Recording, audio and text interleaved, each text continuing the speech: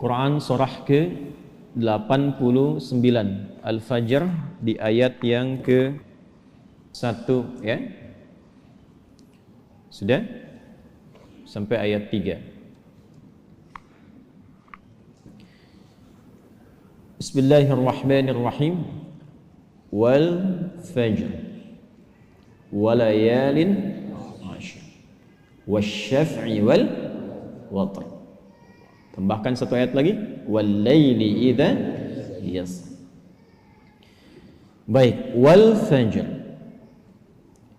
aku bersumpah demi waktu fajar. Di dalam Al-Quran kita temukan ragam sumpah yang langsung disampaikan oleh Allah Subhanahu wa ta'ala. Allah itu tidak bersumpah pun pasti yang difirmankan sudah penting. Dan sumpah itu ciri penegasan dan kesungguhan. Kalau dikaitkan dengan makhluk ada kesungguhan. Makanya kalau Anda ingin menguatkan sebuah pesan dan menunjukkan Anda serius, pakai sumpah ya. Besok ada ceramah Ustadz Adi di Masjid A. Wah, yang benar sumpah. Nah, dia. Nah, kata sumpah itu kan biasanya untuk menegaskan sebuah makna kan dan menunjukkan kesungguhan. Nah, Allah itu tidak bersumpah pun itu pasti sudah penting apa yang difirmankan. Apalagi kalau disertai dengan sumpah. Maka pasti ada yang istimewa di dalamnya. Jadi kalau kita menemukan ayat dalam Al-Quran diawali dengan sumpah, ini menunjukkan pesan yang disampaikan di ayat itu tidak biasa, ada yang sangat penting, berbeda dengan pesan-pesan yang lainnya. Jelas sampai sini? Baik. Wal fajr. Ciri sumpah pertama itu kalau ada di awal ayat. Ini secara umum ya. Dibuka dengan huruf waw. Ujung akhir kalimatnya, ujung kalimatnya itu harakatnya kasrah. Sudah? Misal, waw ketemu satu kalimat ujungnya kasrah. Wal fajri wal laili wasyamsi wadduhaha. Jadi setelah waw ada kalimat ujungnya kasrah. Nah, itu diartikan wawnya sumpah. Qasam namanya, wawil qasam.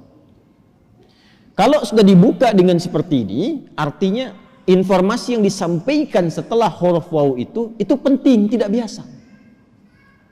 Wal fajr, aku bersumpah demi waktu fajar. Ada beberapa pendapat dari kalangan ulama tentang fajar yang dimaksudkan di ayat ini.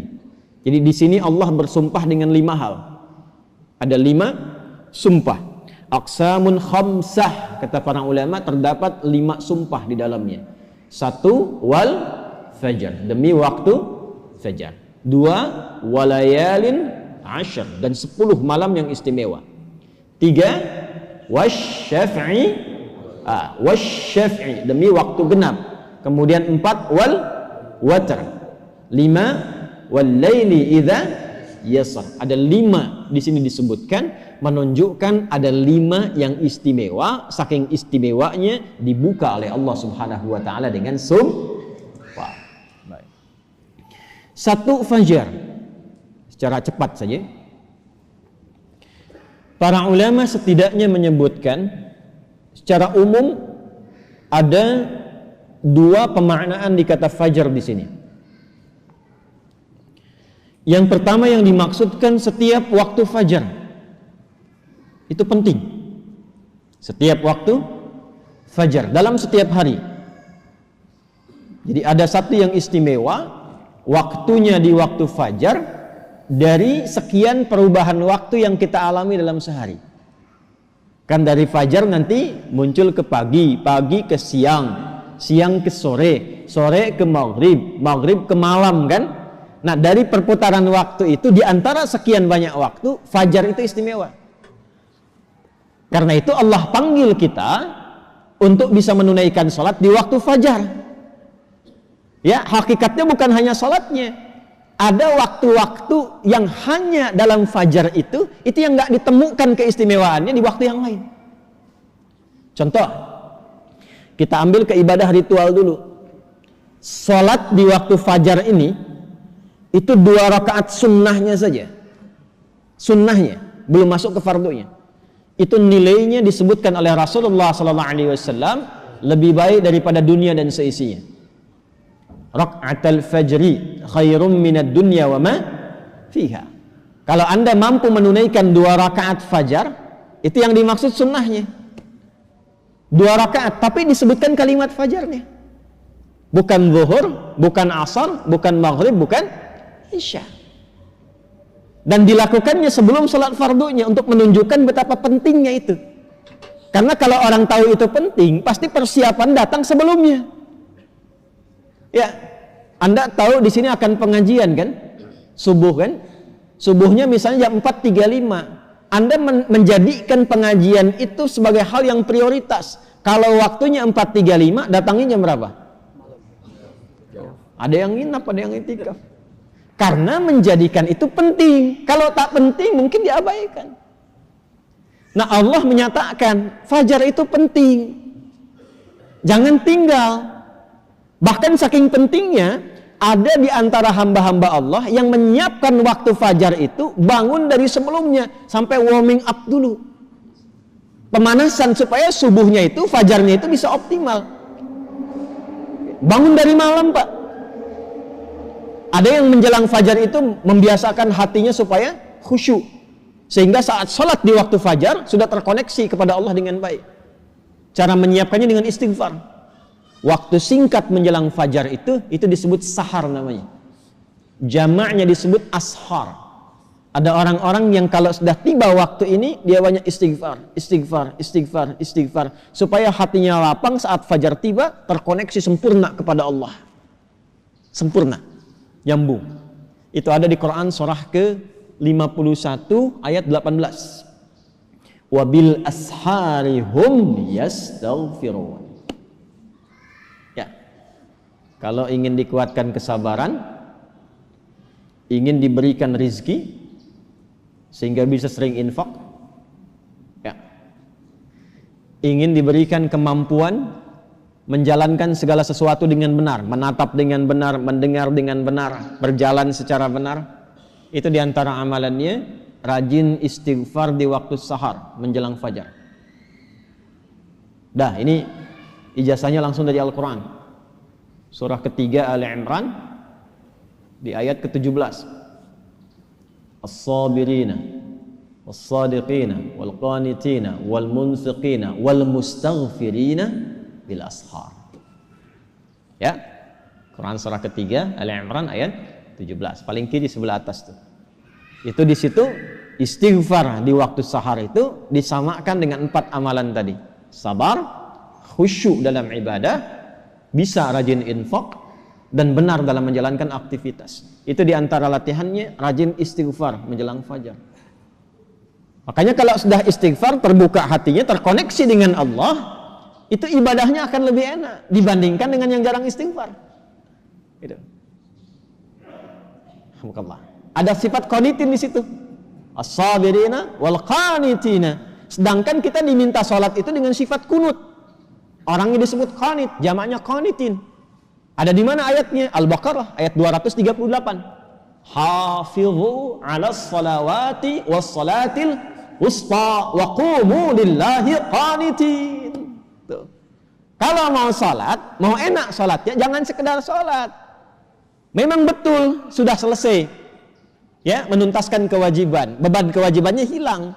Tapi kenikmatannya dapat nggak? Manfaatnya dapat nggak? Kalau ingin menikmati salat, ingin dapat manfaatnya, dapat ketenangan, terkoneksi dengan Allah, doanya cepat dijawab, maka khusyuklah dalam salat. Nah, di antara cara mendapatkan khusyuk itu istighfar. Dibuka. Sehingga sekat-sekat yang membuka kita itu, yang menghambat koneksi kita dengan Allah itu terbuka. Ini dari Quran. Dari Quran. Nah, dibiasakan istighfar paling enak itu di waktu sahar menjelang fajar. Apalagi kalau bisa tahajud sebelumnya. Kalau bisa tahajud, ya, tahajud kemudian istighfar, terbuka hati, rajin memberi di situ, itu disebut langsung oleh Quran kalau dia bertahan dengan itu sampai wafat, itu disebut sebagai calon penghuni taman surga yang sedang beraktivitas di bumi. Quran surah 51 ayat 15 sampai dengan ayat 23. Innal muttaqina fi jannatin wa 'uyun akhidhina ma atahum rabbuhum innahum kanu qabla dhalika muhsinin kanu qalila minal laili ma yahja'un. Itu tahajudnya. Wa bil ashari hum yastaghfirun. Itu istighfarnya. Nah, hakikatnya kita bangun malam itu, hakikatnya kita istighfar di waktu sahar untuk persiapan ke fajarnya. Salah satu maknanya itu. Makanya Nabi kan ya suka rebahan kan sedikit ya. Bukan rebahan yang sempurna. Ya kaum rebahaners nih ya. Ya, coba dicek tuh. Kalau ada rebahan Nabi itu miring sedikit ke kanan kan, setelah istighfar tuh nunggu-nunggu sampai fajar tiba. Supaya kesadarannya optimal. Ada apa di fajar itu sampai dipersiapkan sebelum itu? Sampai-sampai 2 rakaatnya lebih baik daripada dunia dan seisinya. Itu kalau dibaca pakai iman, gak ada yang bisa menandingi. Saya tanya antum, dikasih 1 juta atau 2 rakaat sebelum subuh? Ayo. Oh, masa? Huh? Coba dicek. Sana ada lomba balapan di sirkuit tuh. Berlangsungnya sebelum subuh. Siapa yang datang duluan di dekat situ, 10 tempat pertama mendapatkan bonus 5 juta. Cuma nonton aja dapat 5 juta. Tawaran kedua, datang ke masjid, tunaikan 2 rakaat sebelum subuh. Setelah azan tiba, dapat dunia dan seisinya. Lebih baik daripada dunia dan seisinya. Pilih mana? Nonton di sirkuit atau 2 rakaat sebelum subuh? Tuh, makin pelan jawabannya. Karena babnya iman, bukan akal. Akal yang dibimbing oleh iman itu lebih tajam nanti cara berpikirnya. Mampir dulu aja ke masjid, ntar balik lagi ke sana. Berarti ada yang penting. Kalau antum ingin latihan jadi orang baik atau anak pengen jadi baik tuh, konsistenkan subuh. Kayak ulama tuh enggak banyak ceramah, enggak banyak cakap, bilang subuh aja, konsisten. 40 hari subuh terus, ya? Sering begitu kan ya? Nah, itu saya bahas ilmunya sekarang. Dan itu dari Quran. Makanya agak aneh kalau rajin ta'lim, rajin saling mencela. Salat kok menjadi saling menuduh. Orang salat itu bersih hati. Orang ta'lim itu bersih jiwa. Nah, cara memulainya fajar. Kenapa Allah bersumpah dengan fajar? Karena Allah menginginkan hambanya jadi baik. Itu pesannya. Nanti sifatnya beda dengan zuhur, beda dengan asar, beda dengan maghrib, lain dengan isya. Fajar itu pembukanya. Karena itulah saat fajar dipanggil, iman kita terpancar. Makanya saat tidur kalau dengar adzan, itu kan terpancar kan, sudah adzan. Dan sekelebat itu ada yang meminta kita bangun tuh. Allahu Akbar, bangun tiba-tiba dengar adzan. Itu yang terpanggil imannya. Ketika cahaya iman itu merespon suara adzan, itulah fajar namanya. Dari maknawinya. Dari segi waktu dia melatih keadaan kita jadi lebih baik, terkoneksi dengan Allah. Kalau sudah hatinya bersih, nyambung dengan Allah, doanya mustajab. Innallaha thayyibun la yaqbalu illa thayyibah. Kata Nabi demikian. Allah itu maha baik sehingga akan cepat menerima dari yang baik-baik. Hatinya sudah baik, sudah lapang, jauh dari maksiat, maka apapun yang dia minta dikabulkan oleh Allah Subhanahu wa taala. Karena itu saat-saat paling tepat untuk berdoa itu, memperbanyak doa itu saat fajar. Malaikat kumpul semua. Hadisnya sahih. Ya, inna malaikatal laili wa malaikatan nahar tajtami'u fi waqtil fajri atau kama qala Rasulullah sallallahu alaihi wasallam. Malaikat siang dan malam kumpul semua di waktu fajar. Alhamdulillah malaikat itu gaib. Kalau tampak tak jadi kita ke masjid. Sayapnya banyak tuh. Siapa? Israel. Balik lagi.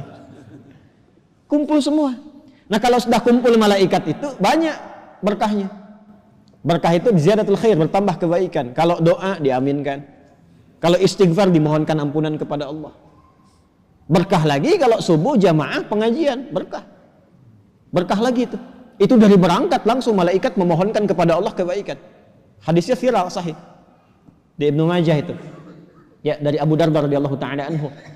Qala Rasulullah sallallahu alaihi wasallam, "Man salaka tariqan yaltamisu fihi 'ilma sahhala lahu tariqan ila al-jannah, wa innal malaikata la tadau ajnihataha ridan li talibil ilmi." Orang mau berangkat menuntut ilmu, itu malaikat membentangkan sayap memohonkan kepada Allah ridha untuk orang itu. Berangkat dia ke masjid pas di waktu fajar, banyak sekali. Makanya kalau bapak ibu ke masjid waktu subuh nggak doa, rugi itu.